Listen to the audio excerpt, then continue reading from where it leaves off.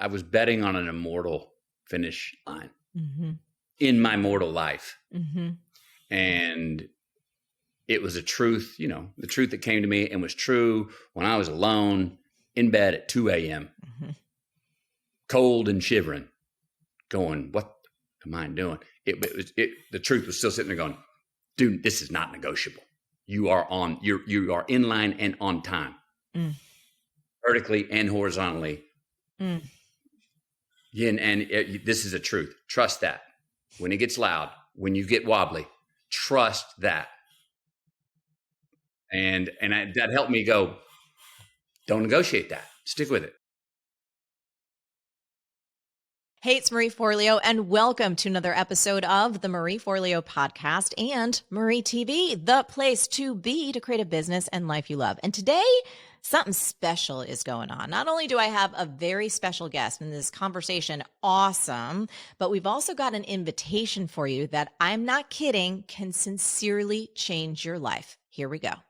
Academy Award-winning actor, #1 New York Times bestselling author, and storyteller Matthew McConaughey is a married man, father of 3, and a loyal son and brother. He and his wife Camilla are the founders of the Just Keep Livin Foundation. McConaughey is a professor of practice at the University of Texas at Austin, minister of culture for the University of Texas and the City of Austin, and owner of the Major League Soccer club Austin FC. Greenlights is available wherever books are sold, and his upcoming children's book, Just Because, is released in September. Matthew, thank you so much for being here. So Greenlights, right? Debuted #1 New York Times bestseller list. I think last I read it was on there for like 55 weeks, which is awesome. Last I checked, it had over 66,000 stellar reviews. I just want to say, first of all, congratulations, because this, my friend, is a beautiful piece of work. It's amazing. And Thank you. Today, I want to actually do a little dance with you. There's so much wisdom in the book, and I know you've talked about it a lot over the past few years, but there are a few things that I just need to highlight because I know folks in our audience will get so much out of it. And then I want to dance in what I'd like to call going beyond the book and talk about how you've taken this beautiful approach and turned it into a process. And then, of course, we've got this amazing free live event coming up, The Art of Livin. We'll talk about that more too. But first, for anybody watching or listening right now, if they have not read the book yet, can you tell us where the idea for Greenlights came from and like what is a green light and how do we catch more of them in our lives? Sure. So I've journaled since I was 14. I finally got the courage to go away and see what the heck I had in those journals. So there's 35 years of writing. I had always kind of my out was, when I die, Camilla or somebody will go back and have a look, and that was an excuse. So I packed them all up, went away, and had a look, and I found themes in them. I found habits and choices that I made in my life that measurably led to successes and me getting what I wanted. I saw times where I was in a rut and noticed, you got off track with choices you were making. You were approaching life differently. You were trying to skate by on some things that you knew were tested and true for you, but you were trying to see if you could get by without them. And they were measurable. I also noticed, and that would be the science of satisfaction. Greenlights, you can engineer them through your choices. You can be cool to your future self by choices you make today. You can invest in yourself, pass on a plastic ring for a golden crown tomorrow, so to speak. That's the ones you can engineer, the science of satisfaction. I also noticed, and more than I thought was going to be true, is that a lot of my successes were sort of mystical green lights where, man, it didn't have any reason. It just had rhyme. I was in the right place at the right time. I was 5 minutes late, but so glad I was late because I ran into the person that gave me my next job opportunity in the right place, maybe to meet the woman I fell in love with. You trace them back and you go, you didn't know at the time, that night when I met Camilla, if her car wouldn't have been towed and I wasn't able to give her a ride, would we be here now? Would I have the family I have? So these things that don't have any reason to them but rhyme, I call them mystical green lights. And that would be more of the art of living. How do we find those and put ourselves in a place? I do believe that we get to the art of living through the science of the satisfaction, the knowledge, the choices where we can engineer green lights for ourselves.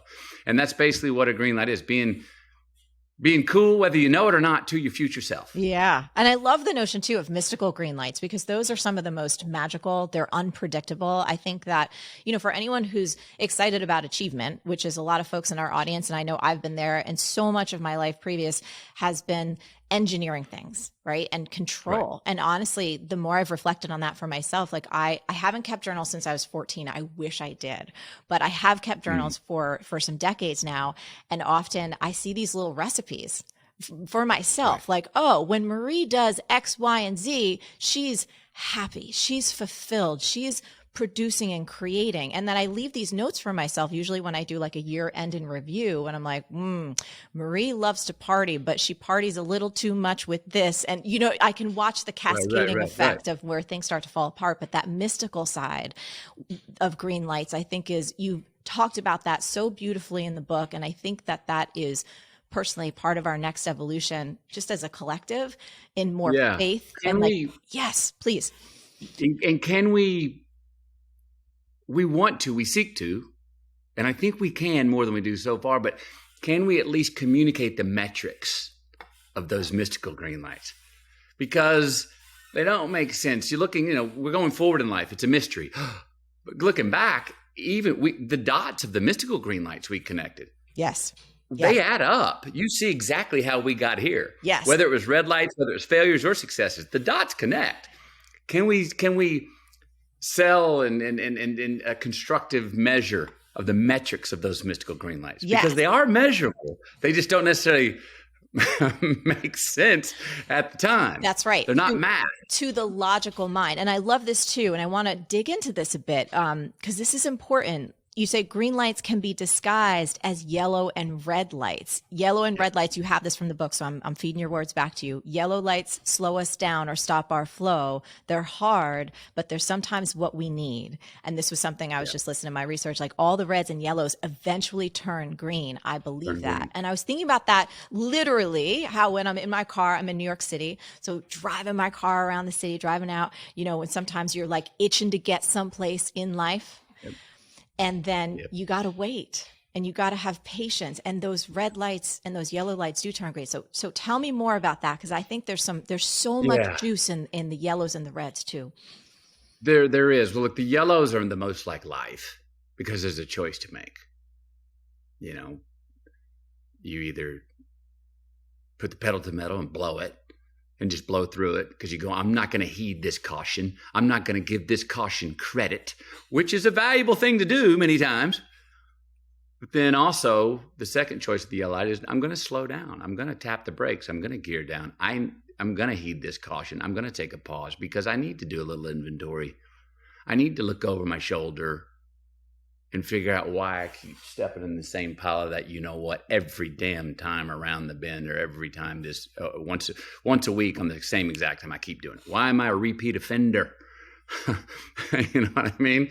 And if we don't pause at the yellow light, we are repeat offenders of what can become bad habits. And we just start to say, well, this is how it is. I step in that same pile every day. That's just what I create in my life. And that's what I do. Slow down at the yellow light, take a little inventory. A few people in the catching green lights may pass you by, but that's slowing down at a yellow light is where we evolve. Yes. It's an evolution. It's where our life begins to have an ascension, where we are we've evolved today more than we have yesterday or last year. So then there's the red lights, which nobody likes. Crisis, pain, real hardship. And this is a question I get a lot. Like, what do you mean there's a green light in the red lights, man? I can't, and I like to bring up the story of my dad passing away. As big of a red light as I've ever had in my life.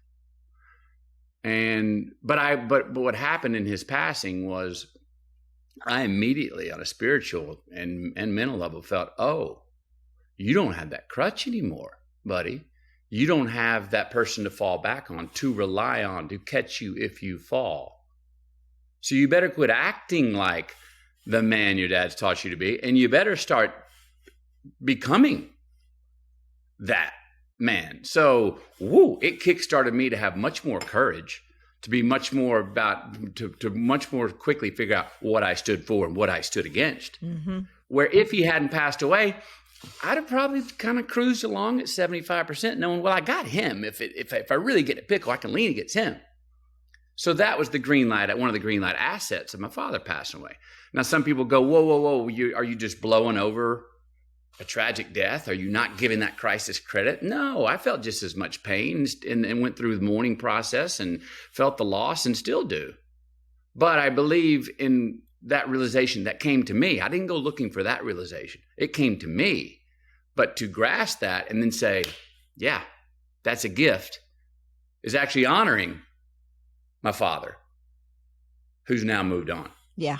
So sometimes finding a green light in that red light, or when it lands on us, accepting it, is honoring the red light. So sometimes it's not about denying that red light. It's actually to honor it, and you upsell it. You come on the other side of it. You don't delineate it and say, there's not a problem, I'm numb. No, sometimes there is, but there's a gift in it. Yes. And there's a little lesson learned. And again, that's how we evolve. Yeah. And it takes time too. It's like those red lights. It sometimes takes a little bit of time for that to eventually evolve to a green. You might not be able to see the green in a second, right? Or a week or a month or even in a year, but it's going to come. Marie, I don't know. I think sometimes we don't even see them in this life. Yes. I think there are certain red lights that'll happen to us now that maybe it's only our children or their children's children will render. Yes. And notice. And if we can trust that, that delayed gratification, if we can project that far forward to go, there's a gift here, but it's not even going to come in my lifetime. Mm-hmm. That's some nice long-term thinking. And I loved, again, in getting ready for our conversation, I had so much fun, not only in the book, but listening to other things that you've done in other conversations. And one of the DNA traits that we share, like as a person, I love long-term thinking. I love thinking about the long money and the long run and this notion of how do we invest in ourselves today, or how do we make conscious choices today? We're not going to be perfect, but that can pay us dividends over time. And it kind of feeds into what you were just saying. It might not even be our receiving of the dividends. It's going to be the next generation. I love this too. You write, again, I'm going to be feeding some of your words back to you because they're beautiful and they can tip us off into these great conversations and riffs. Navigating the Audubon of life in the best way possible is about getting relative with the inevitable at the right time. We either persist, pivot, or concede. The secret to our satisfaction lies in which of these we choose to do when. This is the art of living. No G. So speak to us a little bit more about how we get relative when we deem a situation inevitable and start making an upside of what could be perceived as a crisis. Because it could come, any moment, any day, the shiitake hits the fan, you step in the shit, whatever happens. Yep. And I think when I'm doing this best, and I see people doing it best, this is a trait that I think that a lot of us have when we are catching our green lights. So get relative with the inevitable. When do we deem a situation inevitable? The outcome. Inevitable. That's it. This is the reality. I've got no more time. I can't prepare for it anymore. I'm in the room. It's live. Okay? Now it's time to get relative, how prepared you are, or how unprepared you are, or if the power goes out.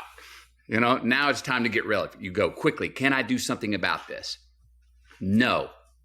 Prep time's done. So how do I make the best of this situation? That's the get relative part.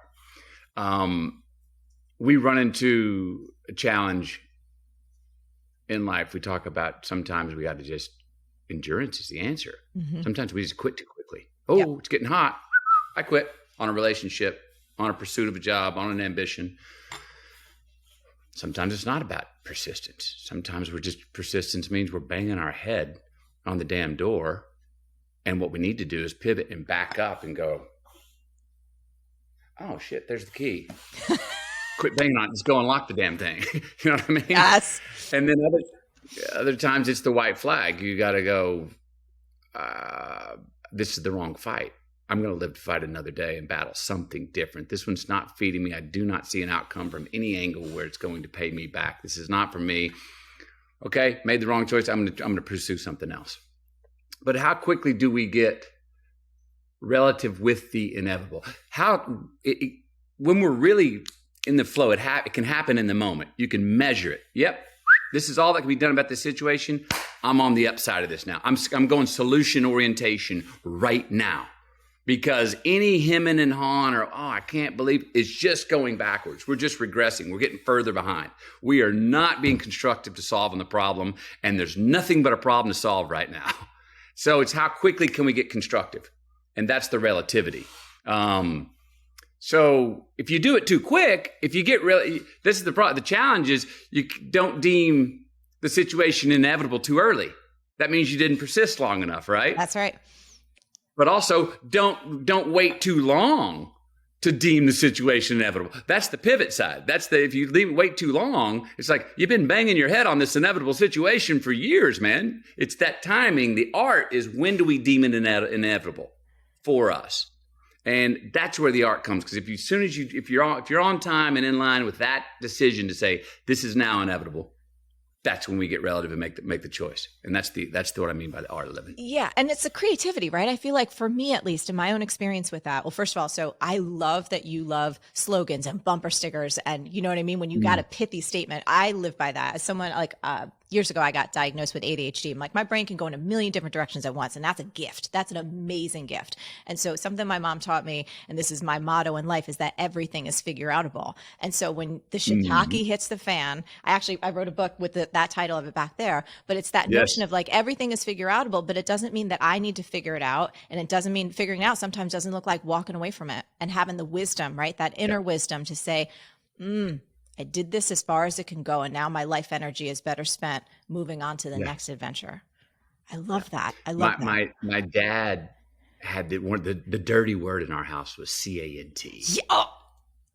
Ooh. And I came in, I was trying to start the lawnmower to do my Saturday morning chores one morning, and it was not starting. So I come into him and I go, Dad, I can't get the lawnmower started. And I saw his molars meet. And I was like, oh, geez, I said the word. He got up slowly, walked out, came out, tried to start the lawnmower. It didn't start. Got a toolbox out, did a few things, started it. And he started it. And as it was running, he came over to me and got down on his knees, put his hands on my shoulders and said, you see, son, you were just having trouble.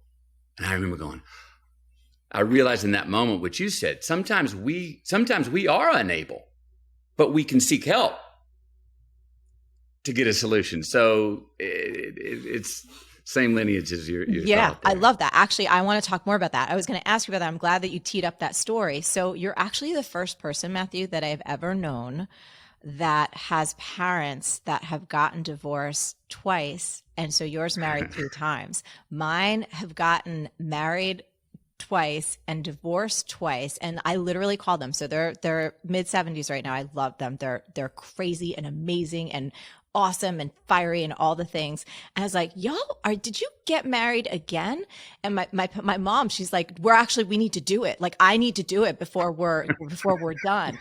And it was so wild, because when I tell people about they're like, wait a minute, to each other? I'm like, they're addicted to each other. Like, they've been together since they were 17. They can't quit, but it's been fiery, and like the plates, and it's like, plates were thrown in like, that's what I grew up with. And your parents instilled so many values of you. And I loved that story with your dad with the can't.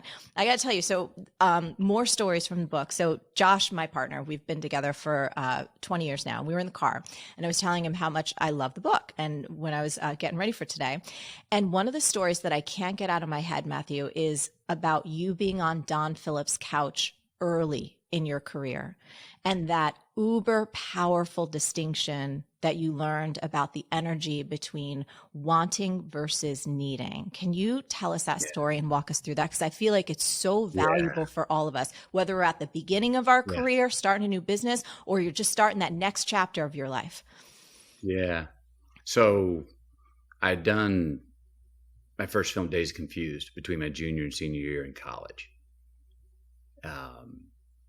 I then went back, graduated. And after I graduated, the movie had just come out. So now I graduated. Now I've packed up my U-Haul, my $2,000, and I'm heading west, young man, till I get to the ocean and take a right and go up 12.6 miles. And I'm going to pull in front of Don Phillips' house, the only person I know in Hollywood, the man I met in the bar a year before who cast me in Dazed and Confused. And I'm now moving out there, and I do it. It was a Saturday night. I pull up to his place. I move in. I'm sleeping on his couch. Well, I go out there with $2,000. I'm out there. It's been a couple of weeks. I'm down to maybe a little bit below 1,000. I'm like, so, Don, I need to meet an agent, man. I need. I gotta find some work, man. I need to meet an agent. And Don snaps at me and he goes, let me tell you what you need to do, McConaughey. What you need to do is get the hell out of Hollywood, get the hell out of here and go off and do something where you forget what you think you need to do. Because if you go in and meet an agent right now, needy like you are, they will smell your need and you ain't got a chance in this business. And I was like, whoa. He's like, yeah, get the hell out of here. I don't want to hear what you think you need to do. This place will sniff that and you're done. You'll never get in the door.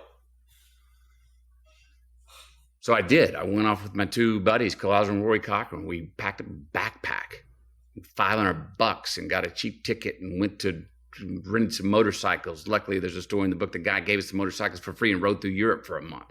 And I came back, and I had not thought about getting an agent. I had not thought about getting a job. I didn't know how much money I had in my account, and it wasn't much. It was just couple $100 maybe. And I'm cruising around through the day, enjoying the day, being light and cool and being present with everybody. And that goes on. And we have our dinner one night. And it's a week later after I've been back. And all of a sudden he goes, you ready? And I go, for what? He goes, tomorrow morning. Got you a meeting at the William Morris Agency.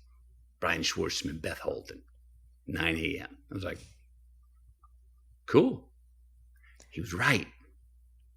And you see my whole reaction. I would have gone into that meeting like going, so I mean, you saw him roll, and I can do this. I need it. And I would have been out in the first 10 seconds. Yeah. But I went in. I was present. I wasn't any less prepared. I was actually able to more relaxed to be able to be myself in the meeting and go, yeah. Well, who am I here? What do I think I can offer? Here's what I think I can offer, and here's what I hope you can offer me. Yeah. It was great advice, perfect timing. And I needed it. That's what I needed. Because when I read that story and I was thinking about it, and my partner's an actor, he's been in, countless things over the years. And I feel like that energy for any of us that you want it, but you don't need it. Like, do you feel like when Don said that to you, it changed you on a cellular level? Like you got that download, you got that message I think for what you've done. Yeah, please.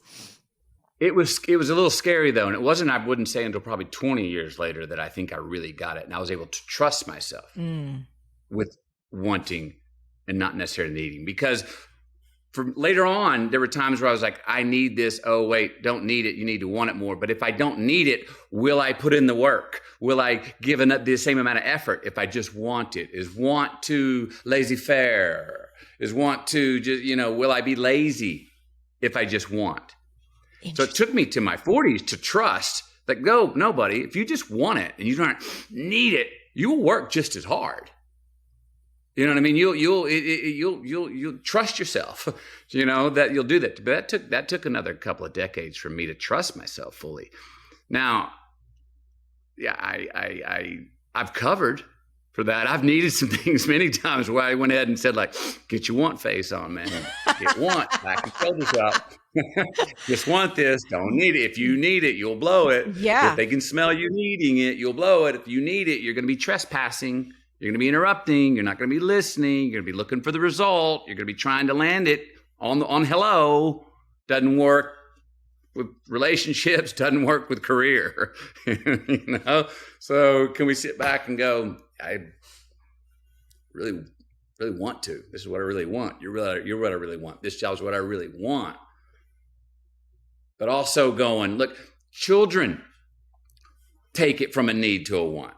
Family, all of a sudden career goes to the 2-hole at least, maybe the 3-hole. Did I have a little fear again that if my career is not my full identity, what I need for my identity and sense of significance, will I try to do it as well? Will I work as hard at it? Will I try to be as great as I can be at it?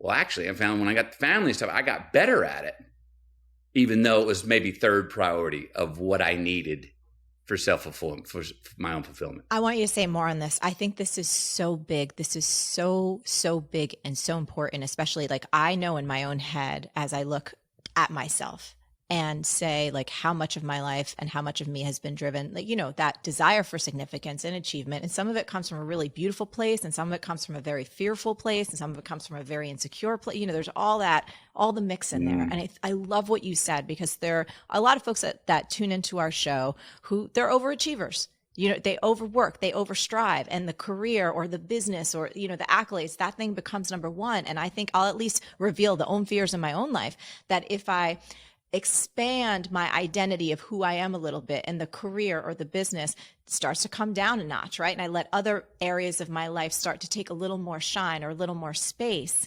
am I not going to be as good as I was? Am I? Yeah. So say more. Well, we want to be, I know for me, I think this is true when we are achieving or even overachieving. Part of the great pleasure is, and it's great freedom to be obsessed with something. Yeah. I love it. That's what I love about a performance. It's what I've loved about writing the book. I'm on an island. I'm on vacation because I have a singular obsession. And when I'm hitting it, I'm like, bam, bam, oh, yes, yes, yes, yes, more, deeper, higher, go, scale. It's happening. It's an emanation. And I am the subject of it. Nothing objective about it. I'm not even hopping out, checking out how I'm doing. It's just happening. Yep. And the green lights keep coming up. People keep going, yep, check, carry on. It's beautiful to be in that place. Now, I don't want to lose that place when I am chasing down something in my career or going to work or going to write the book. Because though I spend more time with checking the quality boxes of my identity with my family and my relationship with my wife, we pick our zones. Yeah. I'm, day to day, I'm attending them and my children who are dependent on me, and where we're going as a family, and choices, and my relationship with Camilla. And, I've got an office, and I do some work and things like that. But when it's time for me to go, okay, ding, ding, you're in the ring, it's time. I go out the door, and she goes, don't look over your shoulder. Got this. We're handled here. We did the work to get to this point. Go. Do not go be obsessed. Go conquer. Whoosh. Oh. Now I say that to people, and I'm not surprised, but most of the people go, "Oh my gosh, really? You have someone in your life that does that with you?" And I'm happy to say I do, but she couldn't do that for me if I wasn't attending. I don't believe she could do that for me if I wasn't attending her and the family, and if we haven't, as a family, built up enough equity before Popeye goes down the rabbit hole. If we got to build up equity to go into it, so when you come out of it, your family is not back in the debit section. It's not in the red. You know what I mean? That's right. So you got to, in that preparation and family time, you got to do that projection again. Oh, I'm about to be a little more unavailable for the next 2 months. I'm about to get singularly obsessed. I'm about to go do 14-hour workday 6 days a week. I'm about to see y'all at the end of the day, and I'm going to be toast, dead tired. Yes, crispy. And we're going to share a few stories and hugs, and I'm going to have a drink, and I'm going to go to bed. Yep. Again and again and again. That's what it's going to take. So before we go into that, what are we all going to do so we can fill up ourselves as a family? And our love and what we got going, and got to cancel this stuff in my schedule. I need to go to my son's game. I need to go to my daughter's play. We need to hang out. We need to have that weekend. No, we don't want visitors. We need to let's get strong as a family, because we're about to go, and Popeye's about to go off in the desert. You know what I mean? So filling that up, I believe, on the entrance to when we go get obsessed is part of what makes it quite more manageable, I think. Yeah, no, it definitely does. That I had to learn that the hard way a couple times. And I think, that's one of the best things about getting older is all the times you F up and then you're like, oh, I don't need to do that again. Right. So we talked about you love bumper stickers and slogans. I do. I love mantras. So mantras is one of the ways that I just keep myself on track, and they're fun. And one of my favorites is simplify to amplify. So those 3 words have changed my life so many times. They continue to, Yeah. because, as a creative human being, it's like, oh, we could do this. And what about this? And oh, this sounds real fun. And my spirit wants to do that. And then all of a sudden you got a lot of complexity. So take us back to the time when Camilla was 6 months pregnant and you got a call from your production office and you did not answer it, but you called your lawyer instead. Yes. Simplify to amplify. It's a good one, right? So it's really good. And I knew exactly where you were going. As soon as you said the line, I was like, oh, I know. I think I know where I've got a story of that in my own life. The career was good. Life was good. It was successful. I was making movies. Particularly, I was making a lot of rom-coms at the time. They were fun. They paid well. I was enjoying them. Had a house in Malibu. Single, was healthy. Had a production company. 5, 6 employees. Really nice office down in Venice. I was in Texas and the phone rang.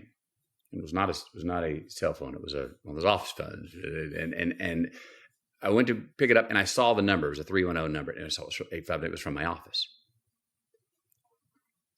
My office called all the time. I always picked up the phone. But this particular day I looked, and as I reached out and saw the number, I don't think I thought about it. I think my hand stopped first and then I thought about it. My hand stopped and didn't want to pick up the phone. And I remember looking at my hand. That's weird. I've got my facilities about me, and nothing's wrong with me physically. No, it's a choice I just made not to pick up the phone. And I looked at that number and I let it ring, and I held my hand there. And after it quit ringing, said with my hand still up, I was like, okay, this makes no sense. You got an office calling you that you pay the rent, you pay the salaries, you pay the overhead, and you don't want to pick up the phone from there? What are you investing in? I then lowered my hand to the phone, called my lawyer and said, you know what? I want to shut down the production company. I got this music label I've been spending a lot of time off. It turned into it's turned into more than a hobby. It's taken up a lot of my time a day. I'm not really getting it. I want to cut that out. I want to have my foundation, my family. I want to be an actor for hire. He heard the clarity in my voice. We worked together long enough. He was like, "Buh, I got it. I'm on it." All of a sudden, not the following Monday, it took a couple of weeks to, kind of clean everything up and cut the wheat from the chaff there. But after, what happened is, all of a sudden, when I had on my proverbial Monday morning desk, I had 3 things instead of 8. And I noticed that, what I did have with all the things in the production company and the development and the writing and then on the music label, I had like 8 little campfires on my desk, and they were all blazing, but they were these little campfires. And as soon as I got rid of 5 of them, I had 3, and all the flame from the 5 that I got rid of hopped into the 3, and the 3 were big bonfires. And man, I was like, 24 hours in a day, and I got 14 of them. I'm going to go to work. But I was able to have each one of those 3 now, family, foundation, and actor for hire, had much more meaning. They had more gravitas. I had more ambition. There was clarity. There was more purpose in each one of them because I made room. Yeah. It's a little of that. Ryan Holiday said this to me the other day. Sometimes he has to say, be rude maybe to an acquaintance or a stranger because he needs to go spend time with his close friend or his family. Mm-hmm. Because to spend too much time maybe with the acquaintance or the stranger at that time when he's busy would actually be being rude to his good friend or his family. Yes. And so, and simplify to amplify, I was spending more time on the quality of the things that I really cared about. Yes. And got rid of some of the excess, cut off some chaff, got rid of these little campfires so I could have 3 fires that were Valhalla. And they were burned. They were big flames. It's so good. And they were giving me life, and I was giving them life. It's so good. It's so good. And I love Ryan, by the way. Ryan's a friend. He's so smart. I remember I had him on the show, and there was this question. He's like, I just have to say this just because A, I love Ryan, and B, it was a question that stuck with me. He was like, Marie, he's like, I'm always asking myself, like, how can I be grateful for what's going wrong? And do you know, like when somebody says something to you, you're like, Right. I'm like, Ryan, that's good. And, it's like, we're going deep on that.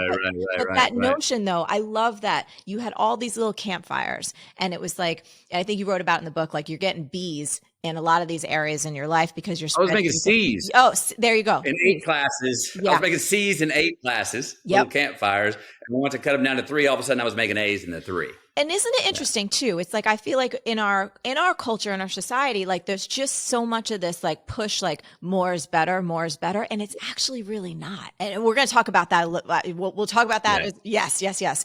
But I want to take us, cause we're in a timeline sequence in terms of, I need to read these words to you. I am not kidding you, Matthew. I laughed. This made me laugh out loud 4 times yesterday when I was retyping it into my notes. So hang with me for a minute. I think my audience will love this. So it's about really evolution and your experience of unbranding. You write, my career path and the characters and films I was getting offered and doing were not satisfying to me anymore.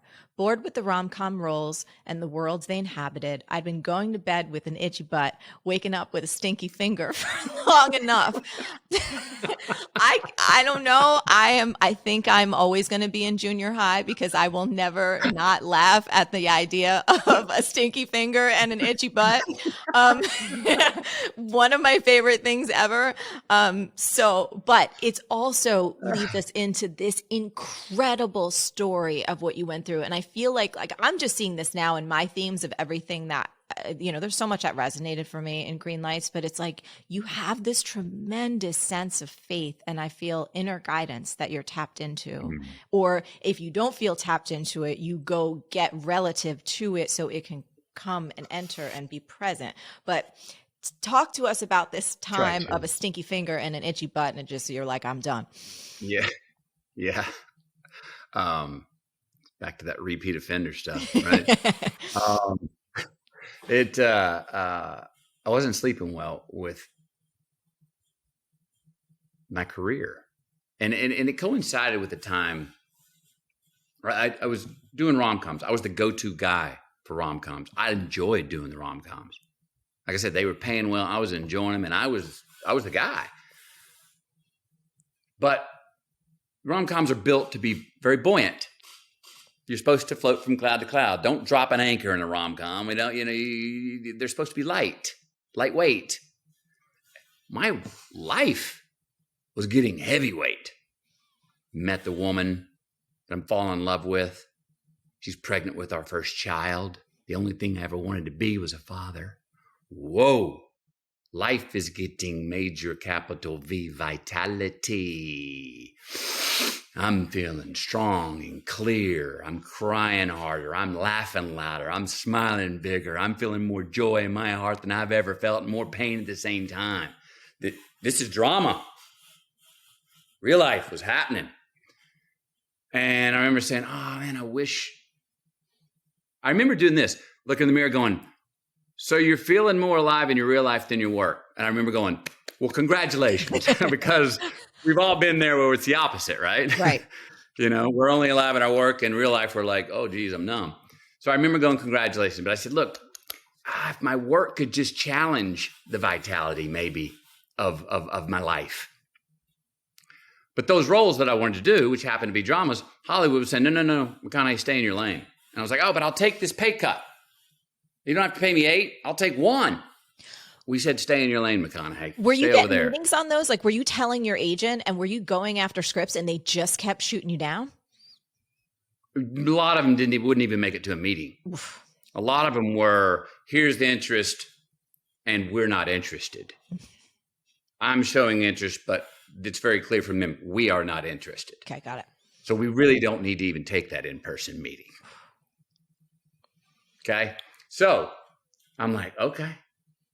Well, if I cannot do what it is that I want to do, I think I'm going to quit doing what I've been doing. Ooh. And I remember calling my agent. I'm not doing any more rom-coms. His name was Jim Toth.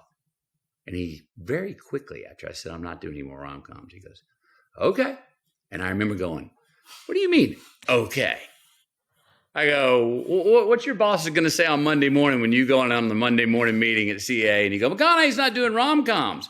I know the dime on the dollar tithe commission that I've been bringing you on. It's been a nice number. Mm-hmm. And I'm now, one of your horses is saying I'm doing. He goes, I don't work for them. I work for you. I went, okay. So I've moved to Texas. I'm with Camilla. She's now pregnant with her first child. And I've now told my agent and to let the industry know I'm not doing rom-coms anymore. Don't even send me anymore. All that come in with some rom-coms. Pass.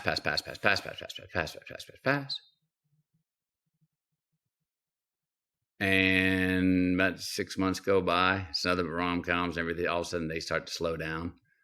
They're not even coming in that much anymore. I call my agent. I'm like, how, anything? He's sniffing. He goes, I remember this. He goes, Matthew, it's been 2 months since I even heard your name. Oof. I'm going, okay. Now, I'd made this decision to do this with Camilla, and there was a lot of knees bent on the spiritual side of this choice. I knew that it was a big risk, and that it was possibly writing myself a one-way ticket out of Hollywood. I questioned, look, my rest of my family, my brothers and stuff were like, what is your major malfunction, little brother? Yeah. You are paralysis of analysis here. You're rolling, man, over here in the wrong place. You're making a great living, but now you're going to step out and say, no, I'm not doing any of that. What are you doing? But I had to, and Camilla understood I had to. And did make you? A choice. I'm curious. So Camilla's so supportive. You knew it. You knew it deep down. But did you have the monkey mind keep going? Like, did you F this up, McConaughey? Do you know what I mean? Like, is this too long? Am I making the fatal one? The decision was made. I was never going back on it. I was going to ride that out with the understanding that I might look up and go, that was a bad. Right. There was a better way to go about that. Right. But I said, I'll try. And I even started to look at other vocations. I thought of a high school football coach. I thought of conducting in orchestrals. I thought of becoming a high school teacher, a wildlife guide in Africa, moved the family over. I thought of, and I was seriously considering these things. Thought about getting back into law. And then year goes by. I've kind of got the daily routine, but I don't have work. I'm trying to stay spiritually in shape and physically in shape because I need these things to achieve each day. And I've got, thankfully, a newborn son. Mm-hmm. That was my North Star to go, hey, Matthew, you get wobbly. That old bottle over there starts looking better earlier in the afternoon. Look right there. You cannot go wrong. I remember telling myself, you cannot give too much attention to that, your child. I go, if you lean into that at any time, you're in the black. You're in the asset section. I remember telling myself, you can't do too much of that. So that kept me a bit of a rudder. My son did, and fall in love with Camilla and being parents for the first time. But on a personal level, in achievement, I did have a large sense of, I was gaining a large sense of insignificance, where I was like, what am I doing? What am I going to sit around here and start making chimes? Right. Right. I'm not going to become a pothead. I mean, I got ambitions. I want to do, let's go. But no, I'm not going back. I got to wait. 18 months go by. And now I must say, at 18 months, similar to the Australian story, which is in the book. Yes. I'm gaining a little bit of pride about my endurance. Even though with each day I'm further away and Hollywood's not calling, I'm getting something about going through, should I go back? No, I'm not going back. Over and over and over. I got some armor. I got a little pride and honor that I'm in this, I'm paying my penitence and I'm on this pilgrimage. And the longer it goes, yes, I'm getting, 18 months in, this script comes in. My agent says, it's a rom-com action coming, but it's really, really good, man. You got to check this out. And it comes in with an $8 million offer, and I read it, and it was good. But it was still in that genre, not the one that would challenge my lifestyle. And I read it, and at $8 million, I said, no, thank you. They came back immediately with the $2 million offer. I said, no, thank you. They came back immediately with the $12 million offer. I said, no, thank you. They came back with a $14.5 million offer. And I said, let me read that again. So I read it again. It was the same words as the $8 million offer. But Marie, it was better written. It was more well written. It was funnier. Magic. Magic. It was, I could see, I think I might just be the guy for this. I ultimately said, no, thank you. And I don't have proof of this, but I've got a pretty good hunch a lot of this is true. Me saying no after 18 months of being not working in Hollywood, not doing another rom-com, but me saying no to that $14.5 million offer, I think really sent sort of an invisible lightning bolt through Hollywood of going, oh, not only is McConaughey not bluffing, he's got something going on. Mm-hmm. He's not running from us. He's on to something. To say no to that amount of money. Mm-hmm. What are you up to? Made me interesting, I think. Maybe a little novel. Maybe like, well, okay. He just drew a big line in the sand, and we thought by now we really pull him back in, and he said, no, thank you. Gracefully. That's when I think I became a novel idea for maybe you'd be right for Killer Joe, Mud, Dallas Buyers Club, the True Detective, all the things that I did that I went on a wonderful run there. That's what I was looking for 20 months before. Yeah. That was not even part of the menu for me. And then they came and I just went, woof, woof, woof, and jumped on them and started just doing them back to back and loved it. So that unbranding, I had to unbrand to rebrand, really, and I had to say no to what it was that I was doing because I couldn't get what it was I wanted to do.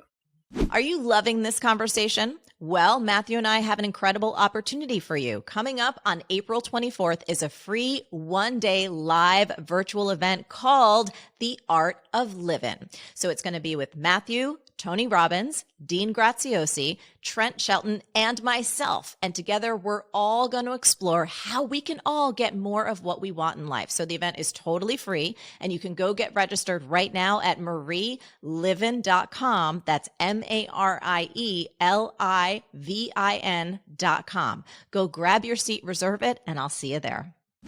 For me, when I hear that story, and because of my partner and our friends who are in the industry, so I get to see and listen and witness so many different experiences of projects and Greenlights and stuff falling apart when the funding was there or not there. I loved this story so much because, again, it brought me back to this notion of your inner wisdom. For me, these are my words, of you tapping into something greater than yourself, that source of wisdom. It says, no, there's something better out there. And you wanted, but you didn't need. And it's just like, thank you for telling that story, because I think, folks listening, they're not an Oscar-winning actor, but every single one of us has something in us that we are hungry for. And if it's not what's being served right now, and it's not what people are considering you for, or you've kind of, been known for something, reinvention is possible and unbranding is possible. And so just thank you for sharing it. And so good. As you've said, you are going to want to pull the parachute. And hey, I don't know, man, you might have to, but I had I don't know, whatever was wise about it or whatever spiritual about it, I was betting on an immortal finish line in my mortal life. And it was a truth, the truth that came to me and was true when I was alone in bed at 2 a.m., cold and shivering, going, what am I doing? The truth was still sitting there going, dude, this is not negotiable. You are in line and on time, vertically and horizontally. And this is a truth. Trust that. When it gets loud, when you get wobbly, trust that. And that helped me go, don't negotiate that. Stick with it. So Yes. part of the navigating it, though, is when do we give ourselves those non-negotiables? That does help with the navigation in the hard time, the barren times when we're wanting to pull the parachute. If we give ourselves some non-negotiables and go, well, that's that. I'm not negotiating with that. There may be another way I could go about doing this, but this is a non-negotiable in my life. I'm not going back. There's a freedom in that. Yes. You queued me up perfectly. I'm keeping my eye because I try to be a good partner, and I see we only got a few minutes left. So there's a couple more things I want to say, and then I want to make sure we talk about this incredible event that's coming up. You said the word I'm going to next. So my number one value in life, what I know to be true about myself, this soul, is freedom is my number one value. It's for whatever reason in this incarnation, in this body, that's what I'm here to explore and get curious about and experience in all different ways. Talk to me about responsibility and freedom and the freedom of responsibility. Yeah, I love this one. Because I keep coming back to it, and I'd love to hear your definition of freedom. But freedom without responsibility seems to me to be chaos, anarchy. It has no form. It's four-dimensional and it flies. It doesn't have meaning. It has no lineage. One thing is not connected to the next. We don't build in something. We don't tend to something. When we're responsible for something, we tend to it. We care for it. We give value to it. It has meaning to us. Meaning that is qualitative, deeper, wider, and higher. Mm-hmm. And when we wake up in the morning with things that we care about, and we see them, they're in front of us, and we maintain them. And hopefully we can do more than maintain them. We can maybe help them thrive and grow. And, we got to pull the weeds to make sure we're not procrastinating those responsibilities. And pulling weeds on that is like, as a parent, much easier to say yes to your kids about everything than no. The no's the tough part. The no's the part we got to stay up late and go through this. And I just would say yes, okay. Oh, but that would let a weed grow. I'm going to, in my child's life, no, spend the time, be responsible for that, be a responsible parent, a responsible preparation for my career or a day's work. Allows me to, whatever happens, hopefully when my kids move out at 18, I can go, man, hey, Camilla, I think we did the best we could. No guarantee, but did you leave anything in the bag? I didn't leave anything in the bag. Now we're free. Mm-hmm. And hopefully they're free. Go to work. Take the responsibility to prepare and get prepared. I go to set, and your partner will know this. Then you chunk all that away, and on the set, you're playing. You're not working. You're free. That's right. Why am I free? Because I worked on the playbook. I took the responsibility of my vocation as an architect and a person in construction on a character in this scene on this day to be prepared so I can now go be free. I took the responsibility to now I'm going to fly. Now chunk the rules, chunk the rule book. Now I'm calling audibles. Let's go. Because I know the game plan. That's right. That responsibility gives us freedom. The other thing, I've chased down freedom without taking responsibility, and did I regret it. Tell me more. What do you mean? Well, like that Scorpion Springs story. Yeah. Where I decide I don't need to study my character. I don't need to know about the scene. I'm an instinctual actor. I'll get there and just wing it. That almost made me throw up in my mouth when I read that. I had so many, Matthew, so in a previous, earlier part of my career, I taught dance, hip hop, all different kinds of dance. And I would have this reoccurring dream of being up in front on stage with like hundreds of, people there ready to learn. And I had no choreography. I had nothing. And when I read your story, and by the way, everyone listening right now, like if you have not gotten this book yet or read it, I don't know where you've been, but you need to get it and read it because we're going to be teeing up a lot of other things. But that story, Matthew, I had to close the book for a second because I got that sick. Ooh. It was in Spanish too, right? That was like, the story. I show up and I haven't looked at the script because I'm just going to do what my man would do. Bright idea, McConaughey, way to go. Not a good one. And I show up and right before we're about to do the take, I decide, show me the sides. Let me have a look. Because in my mind, if it's written well, I'll be like, well, of course, that's what I would say. And if it's not written well, I'm going to be like, well, I'll just say what I would say anyway. Because it'll be better. And I look at it and it's 1 page, 2 page, 3 page, 4 page monologue by my guy in Spanish. And I got immediately the bead of sweat came up on the back of my neck, starts dripping down. And I remember saying, for whatever reason, can I get 12 minutes, please, to the crew? And in my head, I thought 12 minutes was a short enough time not to be not to really inconvenience the crew. And also maybe a long enough time, because I took a semester of Spanish in the 11th grade, to memorize 4 pages in Spanish. It was not enough time. So I came back. I don't know what I did. I spoke some Spanish. It was embarrassing, blah, blah, blah. I straight-faced it, acted like what I was doing was intentional, got through the day, bulldog through one of the hardest, worst days of my life, drove home, pulled over on the side of the road after I got about 5 miles from the set and pulled over and just in rage of tears, beat the steering wheel and told myself, never again do that to yourself. Never. Embarrassment. Wasn't freedom. Oh man, it was the longest working day of my life. I was just trying to keep from sweating. I didn't keep from sweating. I remember they came up trying to clean up the sweat. I was like, no, my character just sweats because I knew I was just going to keep sweating. I was just trying to get through it. It's still going to get to me. It's still going to get to me. I'm telling you, I'm going to wake up like tonight and be like, Matthew, it came to me.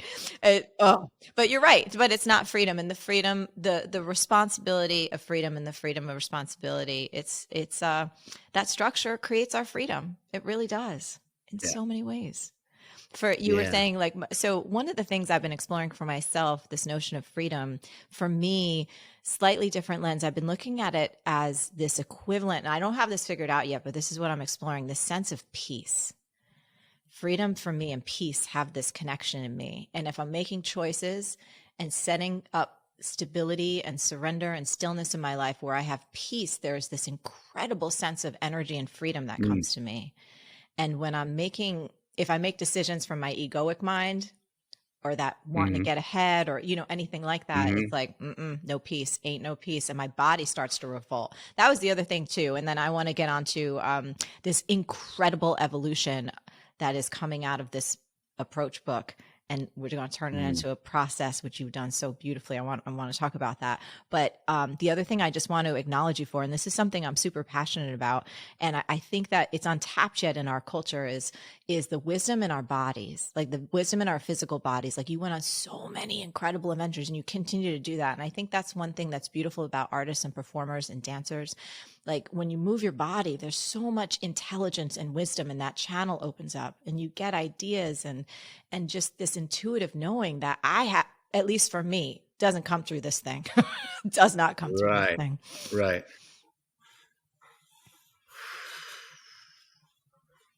I mean, I think it's a combination. That's part of the dance, the mind, body, and the spirit, because sometimes there's great movement and being, as you've talked about, having that complete stillness. I know for me, I do need to break a sweat every day. Yeah. I need to hydrotherapy. I need to let my brain get going, get the synapses snapping, get sharp. It creates new ideas. My creativity spikes, my energy spikes, my patience spikes. Feel more alive. It's definitely led to quality and health in my life mentally, as well as spiritually.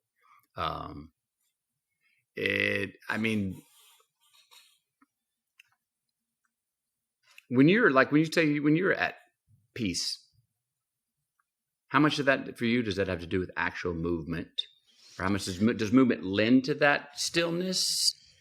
I have been finding, or do you feel like you're actually in movement when you're physiologically still in those peaceful moments? There are different textures and tones. So it's different experience. Like when I dance, there's a class out here that I do. It's the closest thing to being in a club. I was a club kid. So I have glow sticks, like all the things, partying till whatever. So beautiful, different stage of my life, been there, done that. But there's a place here in New York City called Forward Space. And it's actually someone that I used to dance with and teach with back in the day. And she's got this beautiful experience. And you go in a class and it's so dark and it's like you're in a club and there's bodies that are moving in sync. And the music's dope. The movement's dope. There's a repetitious, meditative, but party thing happening. happening, and it's 10 a.m. It's like, but it's fantastic. And so there is I get so peaceful and emotionally free that sometimes I start crying, and there is no sadness in me. It is just a pure release. I don't know where it comes from, and I just let it happen.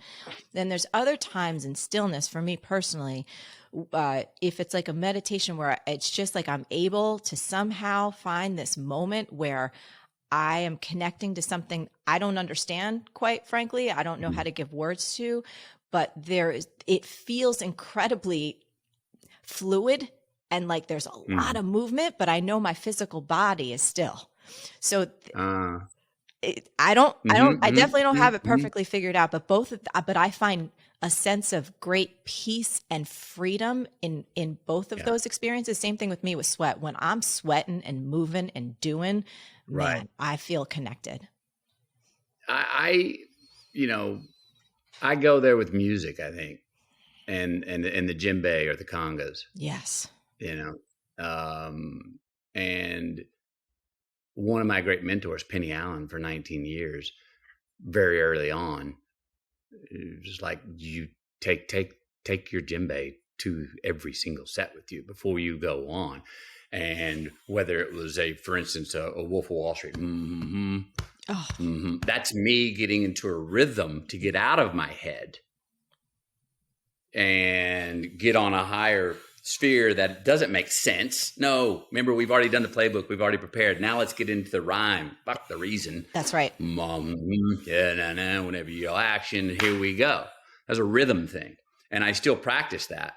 And that's what music reminded me of when you said, like, you get in that dance where you get a rock and rhythm, and all of a sudden it's freeing because you're getting out of your mind. And that's the body. That's the body rhythm movement. Talk about frequency too. Like, find your frequency. For me, that is vibrating, that is tuning in, that is connecting on a whole other level. And it's music, movement, sweat, dance. Okay. So and I feel like now we're starting to dip our toes into the pool of take an approach and going into process. So as we wrap up, let's talk about what's going to go down on April 24th. So for everyone listening, there is an incredible event that Matthew has put together. I'm super blessed and excited to be a part of it. But before we tell people how to get involved, Matthew, can you give us a little preview of what this is, where the inspiration comes from, what folks can expect?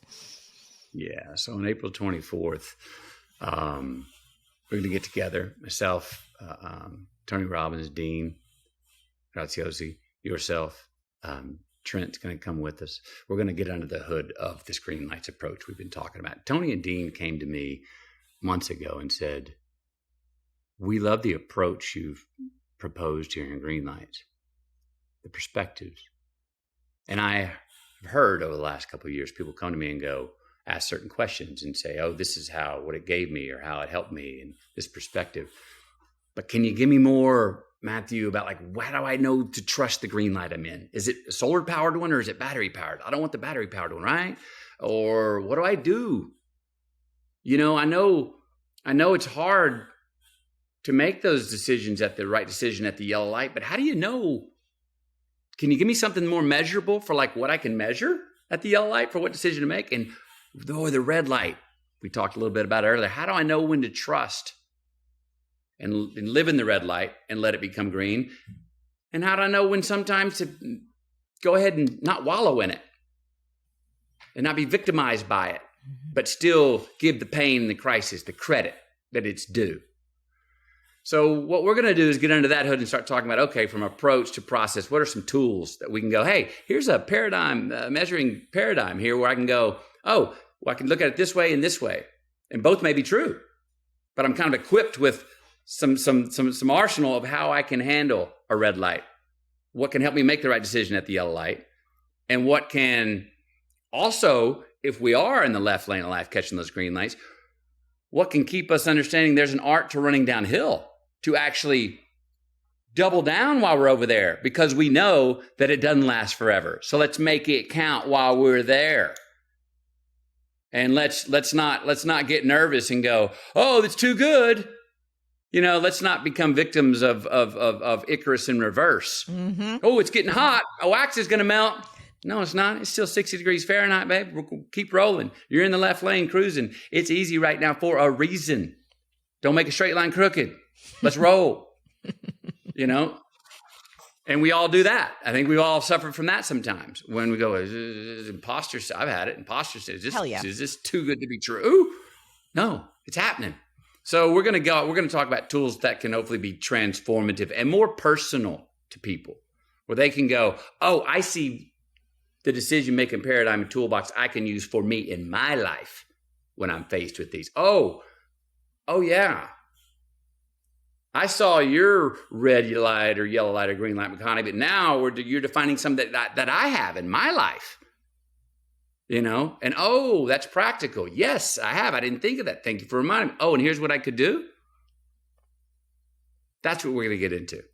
I love this because I've been spending like the past 22 years of my life. I'm obsessed with human potential. I love seeing people win. And I'm also an action-based human. Like I love, okay, great. This sounds awesome, but how can we put this insight into action? Because insight without action is worthless, right? What are you going to do with it? So this is happening April 24th for everyone listening, my audience. We got a special link for y'all. It's marielivin.com. That's Livin, no G. And it's totally free. It's totally free. Like I'm so excited. And I got to say, Matthew, so I've known Dean and Tony for a super long time, right? Dean known forever. And sometimes Dean told me like, hey, Marie, come speak at this, come speak at that. And for whatever reason, the dates never lined up. And Dean and I have been wanting to do something together for a long time. And I forget what it was, a couple months ago, he's like, hey, I think this is actually this thing. And I was like, looked at my calendar, I was like, this is awesome. And I will tell you, like, I'm a very body-led kind of person. I always trust my heart and my soul. And when I heard about all this, I was like, it was an instant, not even thought of yes. Remember when you were talking about how the phone rang and your body, it just did its thing? That was the same thing that happened when those guys texted me about this. I was like, I don't even know what it is, but my body is saying yes, because this feels like in alignment with the exact kind of stuff. And especially because you know what? I love one of the other things about this notion. It's like, yeah, sometimes there's the red light. Sometimes you got to go sometimes, and it's not always going to be the same answer. It's not an easy answer. I feel like the notion of this is equipping people to get more in touch with their own inner wisdom and to know how to play those levers. And to have that's the art, right? The art and that perspective to be able to hang back for a second and consider, rather than out of fear or something, need to just always push it ahead. It's like, no, we don't have to do that. There's more intelligence that's available to us. So that's why I was super pumped. I was so excited. Thank you. Yeah. Yes. Well, I'm glad it felt that way. And it's gonna be a lot of fun. And I hear what you said. You're obsessed with human potential. Me too. Yes. It's and you know what? If we're all obsessed, have some form of obsession with our own human potential, we've all got job security. That's right. Forever. So yes. It's so right. So I want to thank you, congratulate you again on this book. Again, for everyone listening, you got to come. Doesn't matter. Even if you're hearing this, because it's going to go up and it's going to stay up for a while. Even if you're hearing this after April 24th, you can still go marielivin.com. You're going to still be able to take advantage of all the incredibleness that Matthew and all of us are going to put together. And we're going to explore this together. It's going to be amazing. So Matthew, thank you so much for taking the time to be with us today. It's awesome. We're going to have some fun. Had a great time. Yeah, have a great time. And I'll see you very soon. See you there. Thanks, everybody. Come on now. Wasn't that amazing? I hope you enjoyed that conversation as much as I did. And one more time, you need to come join us for the Art of Livin on April 24th. It is totally free. It's going to be phenomenal. You can go to marielivin.com.